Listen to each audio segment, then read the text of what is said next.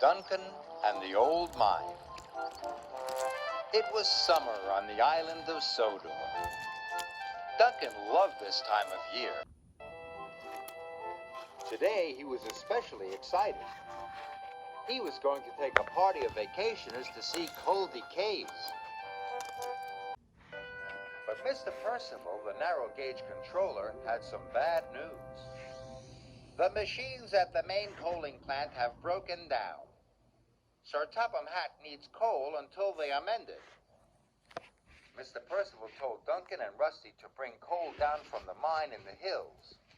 Then Thomas will take it to the coaling plant, he said. And, Mr. Percival added, Bertie the bus will take the vacationers to E.K.E.'s.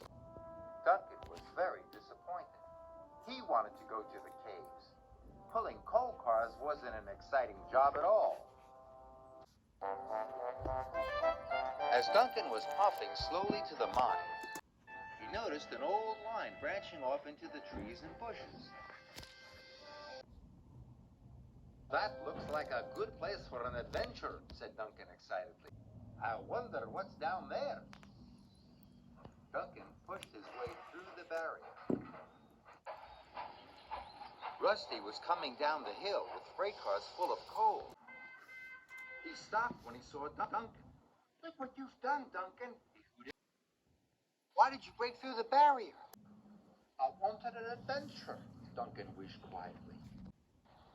This isn't the time for an adventure, tooted Rusty. We've got work to do. But Duncan didn't want to pull coal cars anymore. All he could think about was having an adventure. So he puffed further down the line. Duncan clattered along the oak line.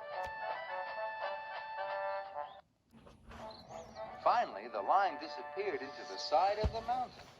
It looked like the entrance to an old mine. This is better than a cave any day, he told himself excitedly. And he puffed inside. Duncan was too excited to think clearly. He puffed straight into a roof support.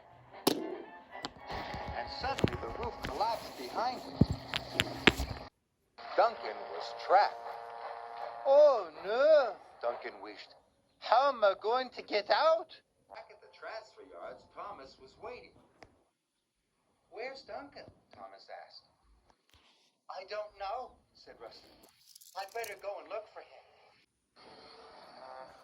It was dark and lonely in the old mine.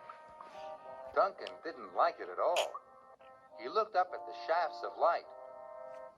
Maybe if I whistle, someone will hear me. Duncan whistled as loudly as he could, but there was no reply. He tried again, even louder. But Rusty didn't hear Duncan's whistle. He was too far away. No one knows where I am, wished Duncan miserably. I'll have to find my own way out. Duncan puffed slowly forward. Inch by inch, Duncan crept further into the mine. It was dark in the tunnel, and getting darker. Then suddenly he bumped into a set of buffers. Duncan could go no further. Now he was scared. I'm going to be stuck here forever, he whistled sadly. Rusty arrived at the broken barrier. Perhaps Duncan went looking for an adventure after all, he thought. Soon, Rusty came to the collapsed entrance.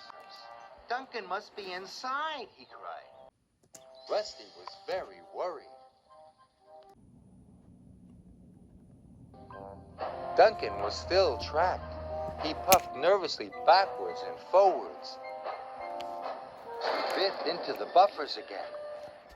This time, he heard a squeaking noise. I know what that is, he thought. It's the sound of wheels going round. Duncan edged forward very slowly. He hit the buffers again and pushed them carefully. They moved. And as they moved, the wheels squeaked. Duncan hadn't hit buffers after all. He had run into some freight cars. If there are some freight cars on this track, he thought, maybe it leads somewhere. He pushed the cars slowly forward along the track. Soon he saw a light at the end of the tunnel. But the way out was boarded up. Must think clearly, he huffed to himself. Then he had an idea. With all his puff, Duncan bashed the freight car and crashed and smashed through the boards.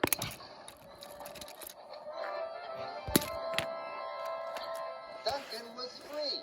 I did it, he hooted happily.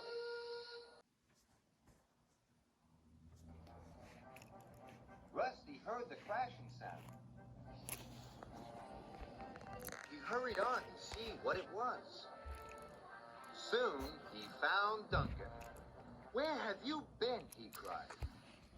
I had an adventure, puffed Duncan happily. And look what I found. Rusty could hardly believe it. Duncan was pushing cars full of coal. Duncan and Rusty raced the freight cars down the mountain to Thomas.